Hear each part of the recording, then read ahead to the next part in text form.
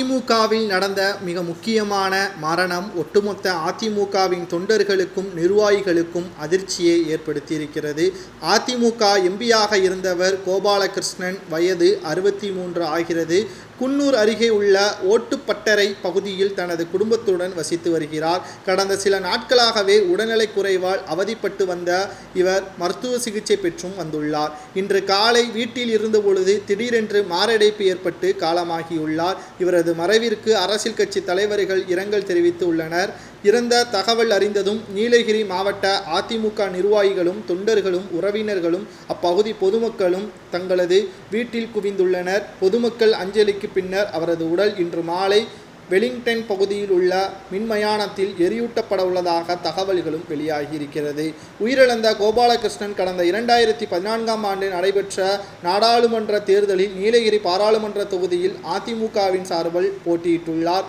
அவர் அப்பொழுது தன்னை எதிர்த்து திமுக சார்பில் போட்டியிட்ட ராசாவை தோற்கடித்து எம்பியாகவும் பதவியேற்றார். இவர் அதிமுகவில் ஒன்றிய செயலாளர் உட்பட பல்வேறு பதவிகளையும் வகித்துள்ளதாக தகவல்கள் தெரிய வருகிறது.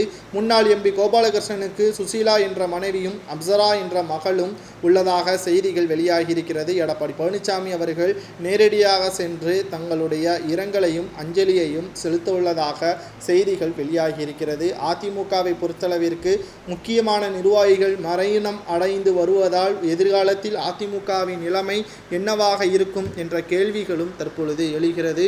ஒட்டுமொத்தமாக அதிமுக சில வருடங்களாகவே மிகப்பெரிய அளவில் சோதனைக்கு உள்ளாகி வருகிறது. ஒட்டுமொத்த அனைத்திந்திய அண்ணா திராவிட முன்னேற்ற கழகமும் மிகப்பெரிய அளவில் சோதனைக்கு உள்ளாகி வருவதால் திராவிட முன்னேற்ற கழகத்தினர்கள் தற்பொழுது அவர்களது ஆட்சி அதிகாரங்களை பயன்படுத்தி திமுக வெற்றியடைய முடியாதவாறு செய்து வருவதாக எடப்பாடி பழனிசாமி அவர்கள் தெரிவித்திருக்கிறார்.